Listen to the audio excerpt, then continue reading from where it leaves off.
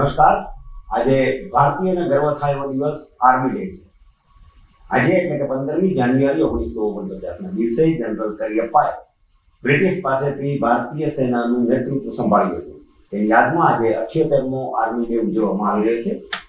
દિવસ રાત દિવાળીના સરહદ રક્ષા કરતા બહાદુર જવાનોને સલામ કરી આજના મુખ્ય સમાચાર જોઈએ. મોડી સાંજ સુધી શહેરનું આકાશ રંગબેરંગી પતંગોથી ઉભરાયું, જોકે પવનની ગતિ મંદ રહેતા પેટ લગાવનારા થયા નિરાશ.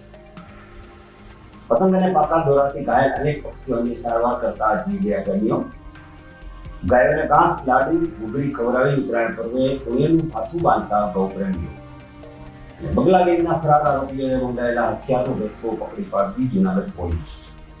સમાચારની વિગતવાર જોઈએ.